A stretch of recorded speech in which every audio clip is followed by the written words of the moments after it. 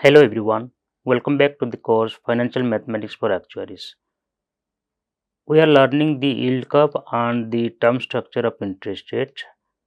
We have already learned in the previous sessions the yield curves or various types of yield curves and also the stylized facts about the term structure of interest rate, and now we are learning the theories that tries to explain these stylized facts, in which we have already understood the expectation theories that explains the long term interest rates are just the average of all short term interest rates what people expect to occur in the future. However, while this theory successfully explain our stylized fact number 1 and number 2, it could not able to explain the stylized fact number 3 that says why a bond or why the interest rate of a particular bond or the yield curve typically slopes upward. So another theory which try to explain this stylized fact is the segmented market theory. This theory considers that investors in the bond market do not all have the same objectives. Okay, not all the investors have same objectives, and investors therefore do not see the bonds of different maturities as being perfect substitutes for each other, unlike the expectation theories assume, right? Okay, so market for different maturity bonds are completely separate and segment. So this theory argues that there is a separate market for each type of bond. Okay, an interest rate is determined by demand and supply in each of the market. Okay, interest rate is different or interest rate of different maturity period bonds are therefore independent of each other. So there is no connection between the interest rate of short term bond and interest rate of long term bond, right? And what this theory then assume? So this theory basically assume that bonds of different maturities are not substitute at all. Okay, so the expected return from holding a bond of one maturity does not affect the demand for a bond of another maturity, right? It says that investors have strong preference for bonds of one maturity but not for another one. So they will be concerned with the expected return only for the bond of the maturity they prefer. Okay, so this theory therefore assumes that every individual investors have their own goal. Okay, so if they are preparing for short term bond, then they will be considered or they will be concerned only for the short term bond, or if someone is prepared for the long term bond, then they are actually concerned about their own bond or their the long term bond, right? So people have a short holding period would prefer to hold short term bond.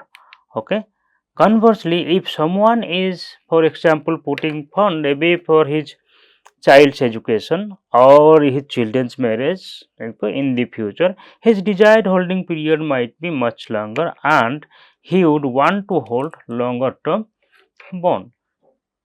So it depends on what people think on what people's objective is.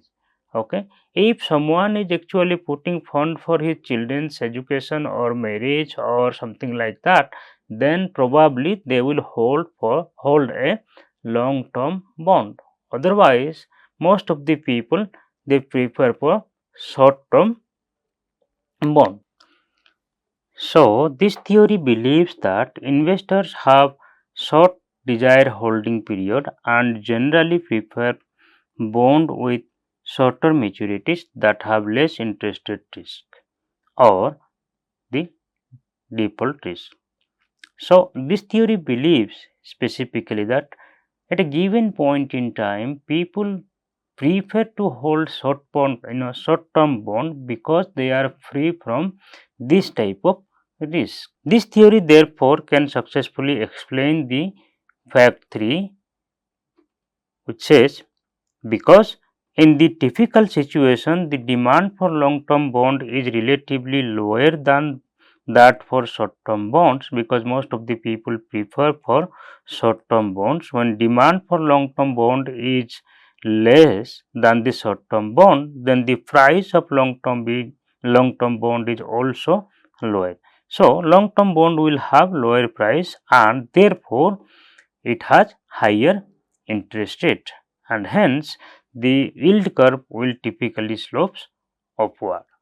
So this theory therefore successfully explains the fact number 3, that says why the typical yield curve slopes upward, or the yield curve slopes upward. However, it cannot explain the fact number 1 and fact number 2, okay, that says that why short term and long term interest rate move together, and why that the short term interest rates or the short term yield curve is more volatile than the long term yield curve. So, it cannot explain the facts because it views the market for bonds of different maturity as completely segmented. There is no reason for a rise in interest rate on a bond of one maturity to affect the interest on the bond of another maturity. The two markets are completely different and the interest rates are determined completely based on the demand and supply on this particular market. Okay. So these two markets are independent. When two markets are independent, there is no reason to say that when short-term interest rate increase, that is the reason long-term interest rate also will increase. Secondly, because it is not clear how the demand for and supply of short versus long-term bonds changes, okay, or change with the level of short-term interest rate, the theory does not explain why yield curve tend to slope upward when short-term interest rates are low and to be inverted when short-term interest rates are high. So, this theory only explain the fact number 3, however, it could not convincingly explain the fact number 1 and 2. Okay. So, another theory which is known as the liquidity premium theory, which considers the idea of both expectation theory and the segmented market theory and tries to explain all the stylized fact. Let us understand this liquidity premium theory. Okay. So, remember that, okay, no investment is risk free. Okay.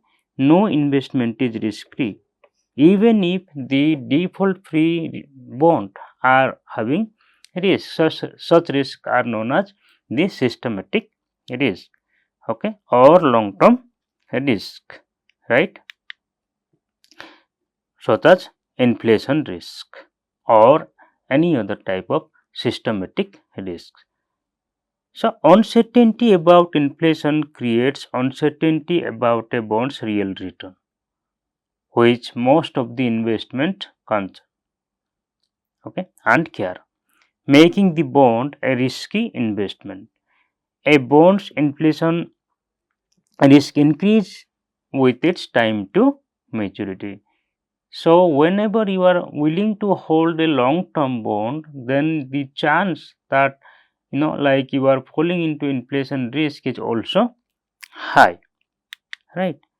And another type of systematic risk is the interest rate risk, which arises from a mismatch between the investment horizon and the bond's time to maturity. So, the longer the term of bond, the greater the price changes for a given change in interest rate and the larger the potential for capital losses.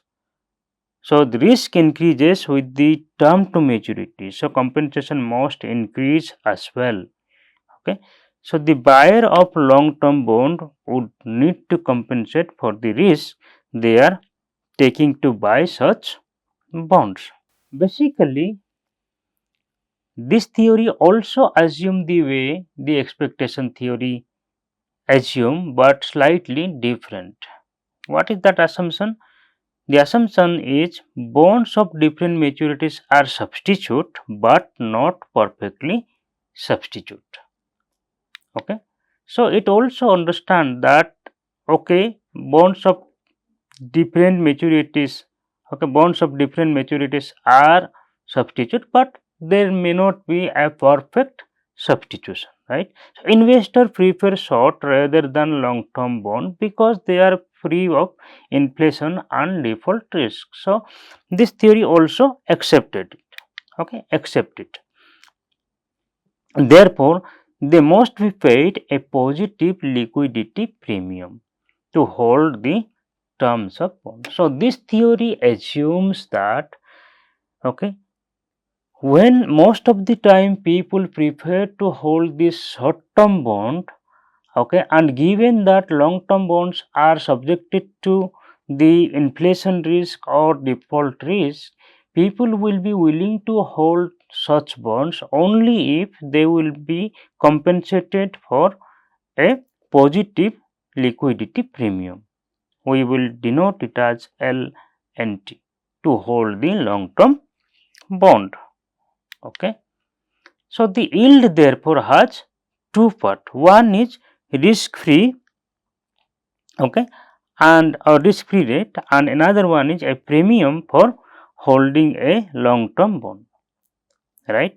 So this theory therefore considered, okay, the formula we have already understood in the expectation theory, and also another component which is known as a risk premium or liquidity premium, right? Therefore the yield on n period bond is calculated as INT is equal to IT plus IT plus 1 E plus IT plus 2 E, okay, plus we will go up to IT plus n minus 1 E, okay, divided by n. Remember that this much is we have already understood from the expectation theory. Now a new component, this one LNT, is attached here, okay, according to this theory. This is because of the long term risk, okay, or the like this term is known as the risk premium term or the premium for long term bond. Here we have written where LNT, the liquidity term, okay, premium for the n period bond at time t, which is always positive and rise with the term to maturity of the bond n. We can also understand the way we have understood in the expectation theory by putting some number in it. So suppose that the 1 year interest rate over the next 5 year is expected to be 5%, 6% and 7%, 8% and 9%, while the investor's preference for holding short term bond means that the liquidity premium for 1 to 5 year bonds are also given. Suppose that it is like 0 and 0 0.25, 0 0.5, 0 0.75 and 1% respectively. The interest rate on 2-year bond therefore would be just the average of this, okay, these two, right, that is 5 plus 6 divided by 2 plus a term, okay, that is this one, right, 0.25. So you will have here 5% plus 6% divided by 2 plus 0.25, that is 5.75%. Like this we can compute it for like 3-year bond and 4th year bond and 5th year bond, okay, and we will have that. You would be able to verify that the 1 to 5 year interest rate, okay, are therefore initially we will have 5%, 5.75. This is this one we have already computed, and this is like 6.5%, 7.25% and 8%, okay, respectively.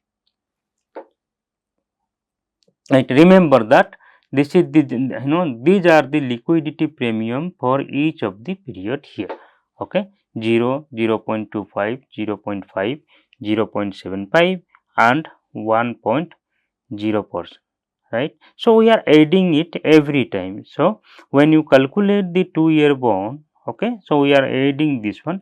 When you calculate the 3-year bond, then you will take the average and also you add this 0.5 and therefore you will get the 6.5 in total. Like this we will get 5% as it is. This is like this 5, okay, and then 5.75, 6.5, 7.25 and 8.0, okay, respectively. So comparing these findings with those for the expectation theory, we can observe that the liquidity premium theory produce a yield curve, okay, that slope more steeply upward because the investor preference for the short term bond. So the yield curve predicted by the liquidity premium theory is steeper than the yield curve predicted by the expectation theory, okay. So this theory therefore successfully explain the fact 1. What it says? Like the expectation theory, the liquidity theory predicts that the interest rate of different maturities will move together because the long term bonds are essentially tied to the short term rate, okay.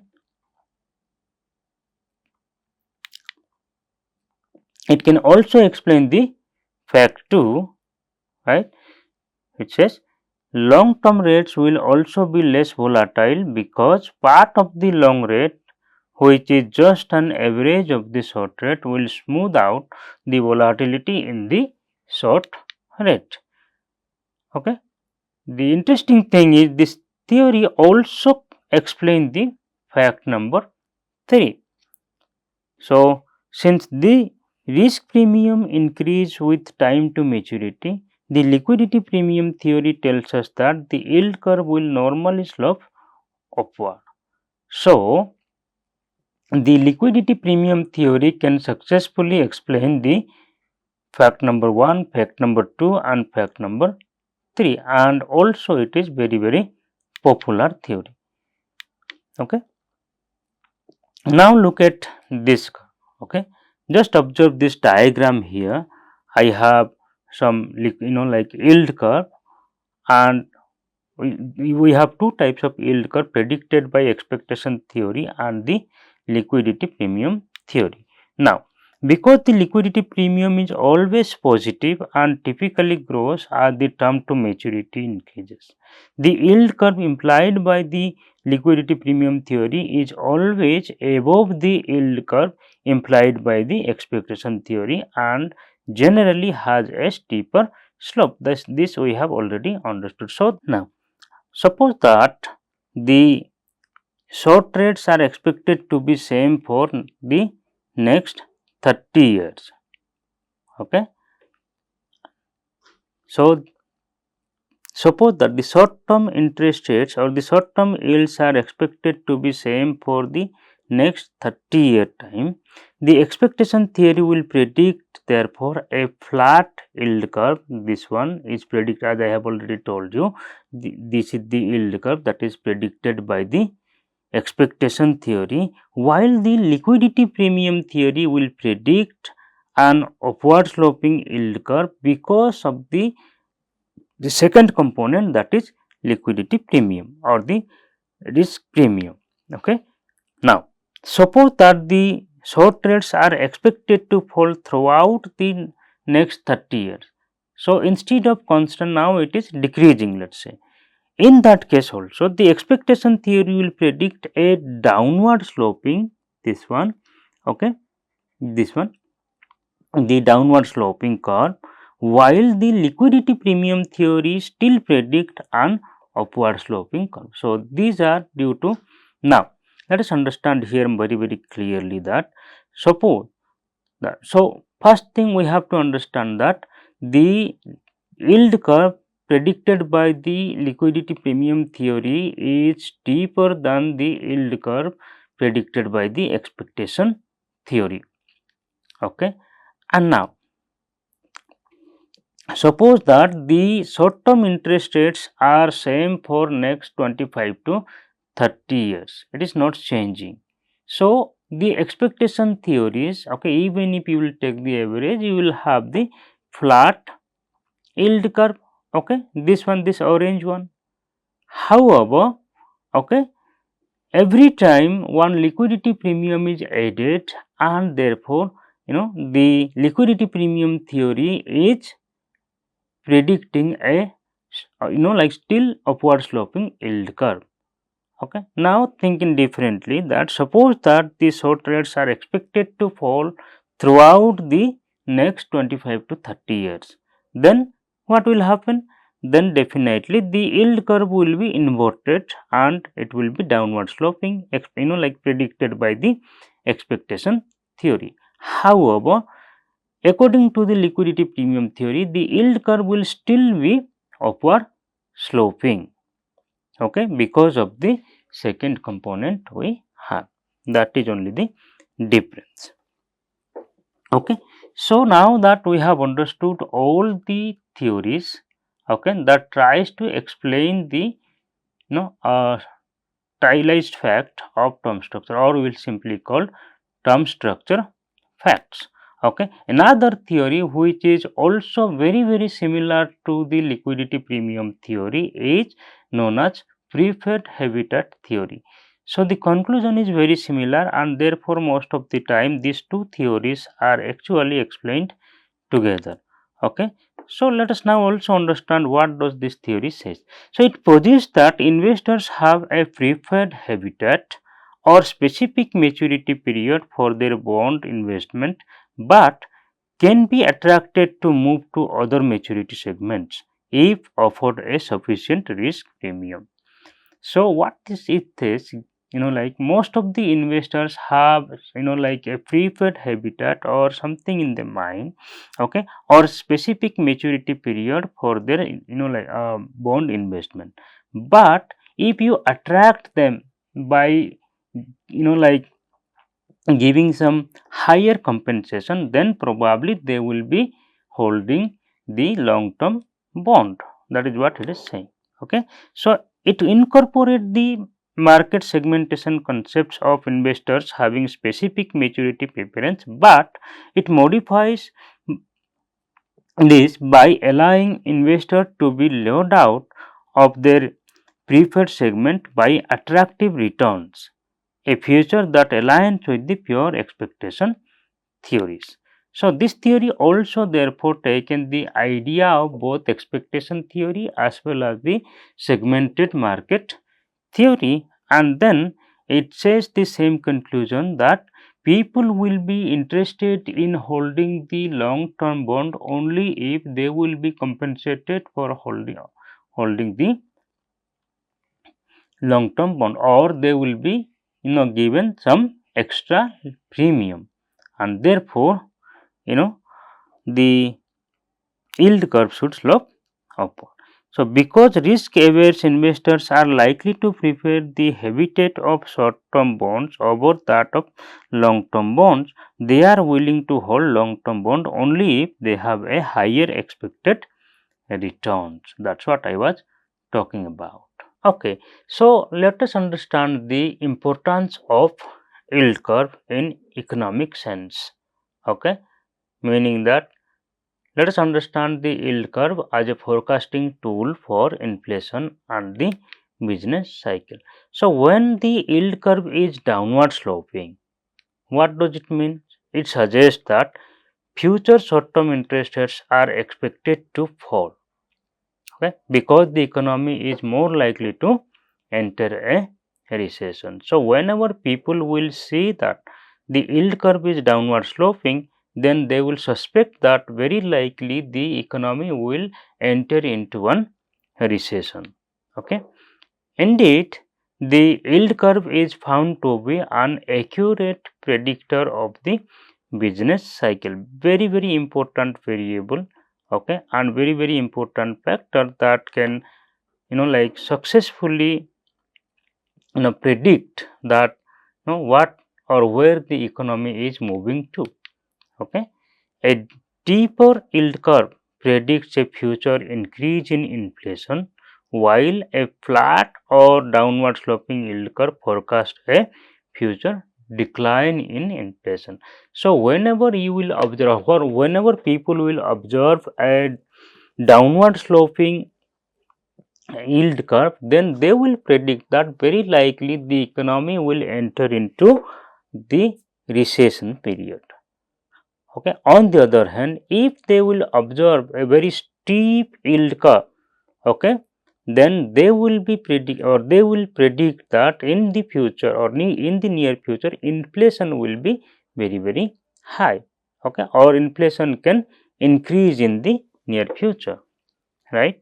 So a normal upward sloping yield curve suggests economic expansion, while an inverted downward sloping curve often signals an impending recession.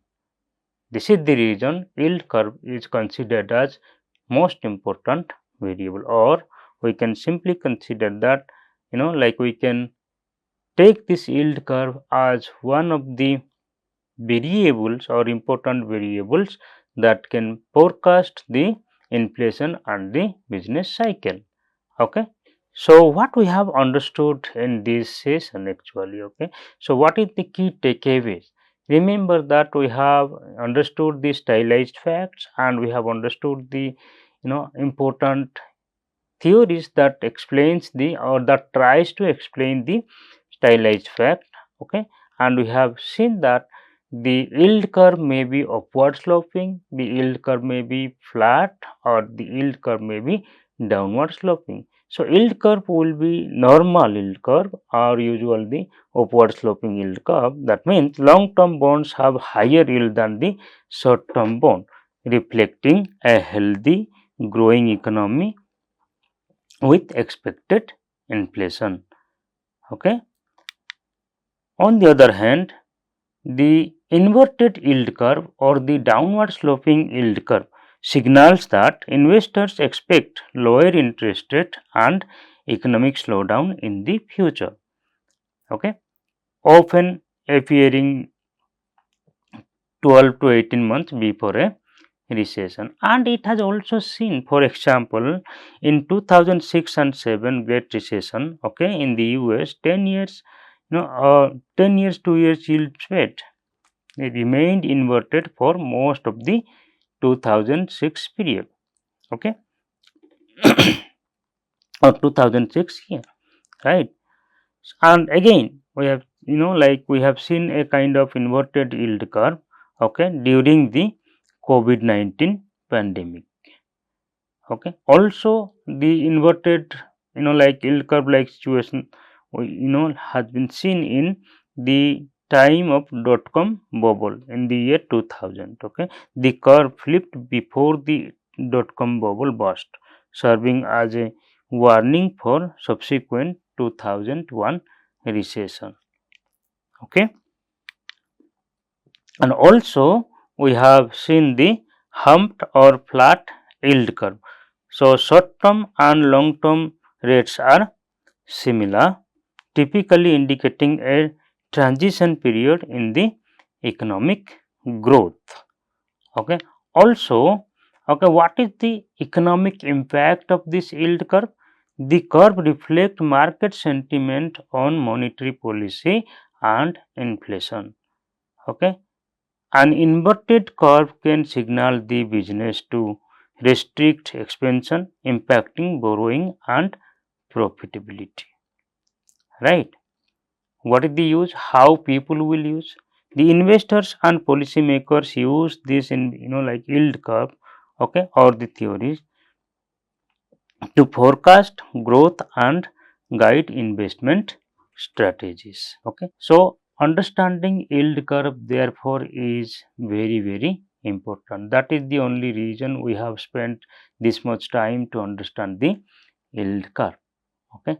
Now you may be curious to also understand then what determine this yield curve. So I will be also like tell you very briefly, there are some factors or the macroeconomic factors that influence the yield curve. For example, we have monetary policy. Okay, monetary policy, the central bank's policy rate, okay, act as an anchor for the curve that significantly influence the short term yield. Okay, so a rate hike generally pushes short term yield higher, while a rate cut generally lowers them, right? So monetary policy also will determine the yield curve. So whenever monetary policy announce a rate hike, okay, that means the short term yields will be higher than usual, right? Okay, another factor that could like determine the yield curve is inflation expectation. Remember, we have already understood this inflation expectation thing. Okay, rising anticipated inflation leads to higher interest rate as investors demand like compensation for lost purchasing power. Okay, also relating these two, we have also understood from Fisher's equations, okay, and as well as what the policy makers actually do. So whenever expected inflation is high or whenever the current inflation is very high, then the monetary policy like to control the inflation by increasing the interest rate. So we can think of like expected inflation actually lead to increase the interest rate. Okay, and again economic growth, another variable, okay, which can influence the yield curve is economic growth.